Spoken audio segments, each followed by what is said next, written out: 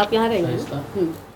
नमस्कार, मैं शाइस्ता खान और मैं पटना की ही रहने वाली हूँ। मैं साथ बातचीत करूँ। नहीं सर, बहुत कुछ हो गया, कुछ बचा ही नहीं। वो नहीं रहे और मैं काफ़ी टूट सी गई थी और and then I was so disturbed and I was thinking कि what I can do and what I have to do. मुझे मेरे हस्बैंड का नाम बहुत पसंद था, Mohabbat Alam Khan. My daughter is my backbone.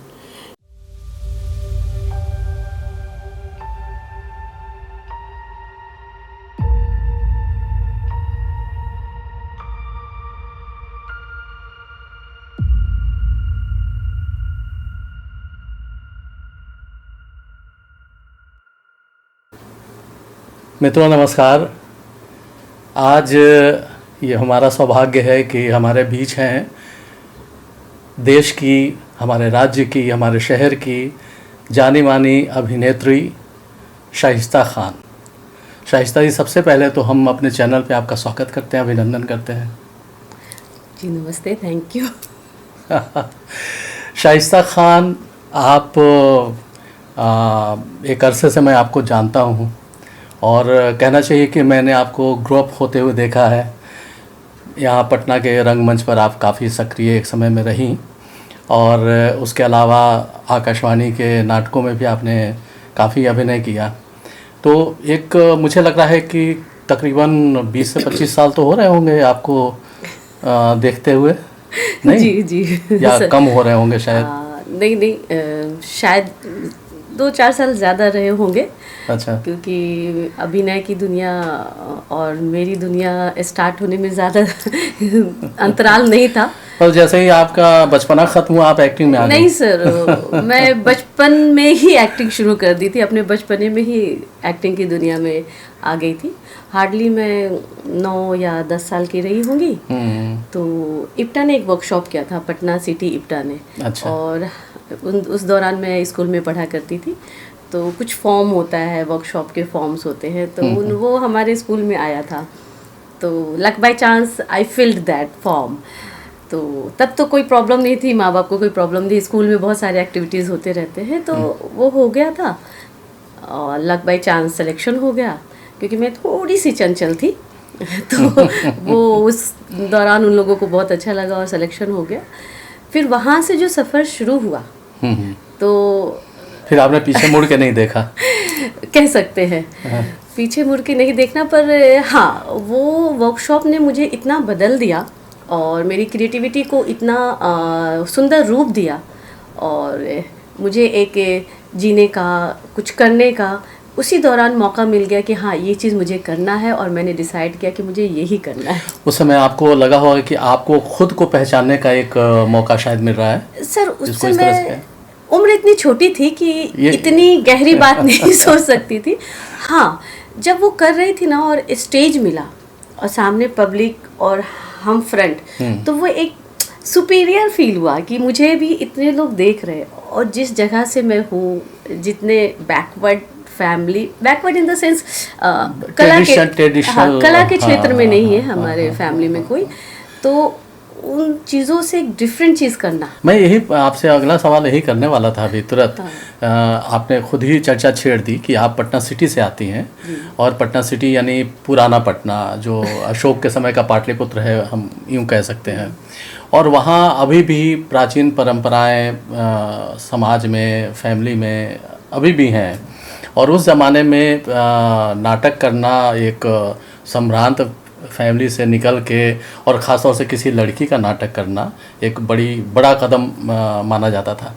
तो आपने, जैसे आपने बताया कि आपकी फैमिली भी अन्य फैमिली की तरह जो आमतौर से ट्रेडिशनल फैमिली होती हैं वो ज़्यादातर पसंद नहीं करती हैं।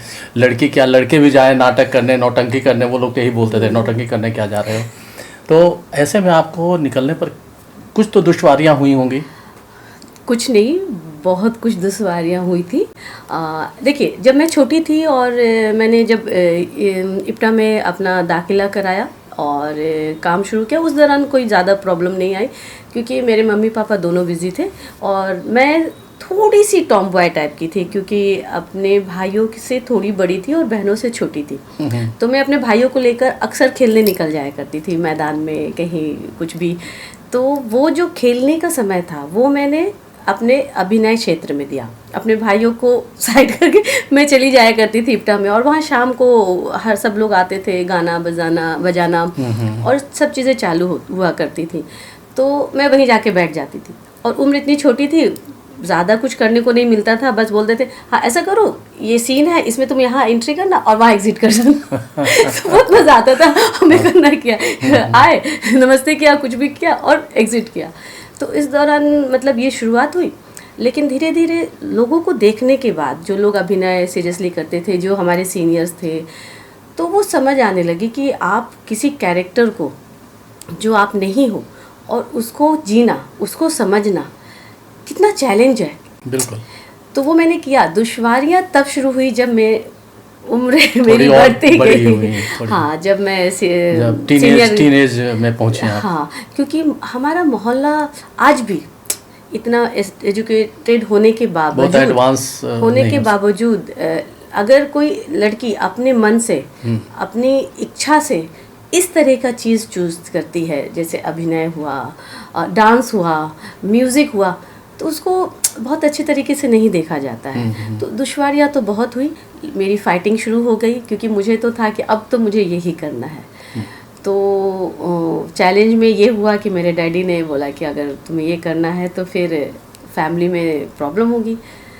पर धीरे धीरे क्या होता है ना कि अगर आपने ठान लिया तो फिर सब लोग क्या करेंगे, बहुत होंगे, गुस्सा होंगे, डांट लगाएंगे, पर आप चाहते हो तो अचीवमेंट तो मिल ही जाती है। तो बाद में जब धीरे धीरे गुस्सा कम हुआ और फिर आपने कुछ अचीवमेंट हासिल करना शुरू किया, कुछ नाटकों में आपने काम किया, आपकी फैमिली के लोग आते थे देखने आपके नाटक? इनिशियली नहीं आते थे। इनिशियली मतलब मेरी हिम्मत ही नहीं थी कि मैं उनको बताऊं कि आज मेरा प्ले है। आपको एक जोक की बात बताती हूँ। मेरा फर्स्ट प्ले कालिदास में था, और मैं उस समय कुछ 8 या 9th स्टैंडर्ड में थी। तो मैंने अपने स्कूल बैग में अपने कॉस्ट्यूम डाला और अपना स्क्रिप्ट डाला, और मैंने मेरे फैमिली में बोला कि मेरी फ्रेंड का बर्थडे है तो आज थोड़ा लेट हो जाएगा। तो जब मेरा पहला शो था तो मैं इस तरह से बहाने बनाकर अपना प्ले करने गई थी, और नेक्स्ट डे सुबह सुबह सबसे पहले मैंने न्यूज़पेपर ढूंढा कि कहाँ है, उसमें फ़ोटो आएगा और नाम आएगा, तो उसको मैंने हाइड किया। अच्छा। हाँ, तो पहला ऐसा था कि घर में पता नहीं चलना है, आप काम कर रहे हो पर घर में पता नहीं चलना है। फिर धीरे धीरे एक बार क्या हुआ, ऐसे ही बाय चांस एक टीवी का शो शुरू होने वाला था, तो मैंने उसका ऑडिशन दे दिया और सिलेक्शन हो गया, वो भी मेन लीड में। और तब मैंने 9th में शायद वो उस समय थी। तो अब शूटिंग पे जाना है, कीड़ा तो अपने अंदर है, मना नहीं कर सकते, तो क्या करें। तो छुपा कर शूटिंग शुरू की, और मैंने उनसे ये शर्त रखा था कि आप मुझे 7-8 बजे फ्री कर देंगे। तो खैर वैसा ही चला मामला तब ख़राब हुआ जब वो टेलीकास्ट शुरू हुआ। वो किसी ने देखा? हाँ, DD1 पे चालू होना था वो, और वो टेलीकास्ट शुरू हुआ। कौन सा सीरियल था वो? सज़ा। अच्छा। फर्स्ट शो वाज माय सज़ा। तो वो शुरू हुआ, और मेरी चाची ने कहा अरे ये तुम्हारे जैसी है। तो वहाँ से फिर लोगों को तो आपने क्या कहा कि नहीं मैं नहीं हूँ? नहीं मैंने बोला क्योंकि अब तो टीवी पे आ गया ना, तो वो बहुत बड़ी बात थी। और उस दौरान मैं अपने पॉकेट मनी के लिए पैथोलॉजी में प्रैक्टिस क्या करती थी। अच्छा। तो एक नर्सिंग होम में जाती थी ब्लड कलेक्शन करने के लिए। तो वहाँ पे जितने नर्स और कंपाउंडर थे उन्होंने भी देखा, क्योंकि शाम के समय उतने पेशेंट होते नहीं हैं और फ्री टाइम होता है, तो वो लोग टीवी चालू करते थे, तो देखा। फिर नेक्स्ट डे मैं गई तो बोलते अरे सीरियल में तुमको देखा मैंने, तुम एक्टिंग करती हो? मैंने कहा हाँ करती हूँ। तो वहाँ से जो एक डिफरेंट वैल्यू, डिफरेंट रिस्पेक्ट मिलना शुरू हुआ। मतलब उन लोगों ने मुझे फिर अलग से बैठने के लिए स्पेस देना शुरू किया, रिस्पेक्ट। कोई स्वीट आए तो अरे मेरे लिए बचा के रखना शुरू किया। फिर मेरी चाची लोगों ने कि अरे तुम टीवी पे आ रही है, तो वो प्यार ये सब जब मिलना शुरू हुआ, तो फिर मेरी बहनों का, मेरी मम्मी का थोड़ा नेचर चेंज हुआ कि नहीं इतना बुरा नहीं है। तो उस तरह से फिर आपने बहुत सारे नाटक किए। आपको याद है शाइस्ता की पहला नाटक आपका कौन सा था? जब आपकी समझ थोड़ी विकसित हुई और थोड़े रोल मिलने लगे, वो एंट्री और एग्जिट वाले रोल नहीं बाकायदा डायलॉग मिले या कोई कैरेक्टर आपको मिला? हाँ, मैंने पटना सिटी इप्टा से ही सबसे बड़ा और मेन रोल जो किया था सखाराम बाइंडर में लक्ष्मी का कैरेक्टर। उस समय सच बोलूँ, आई वाज सो यंग और लक्ष्मी का कैरेक्टर वाज सो इंटेंस।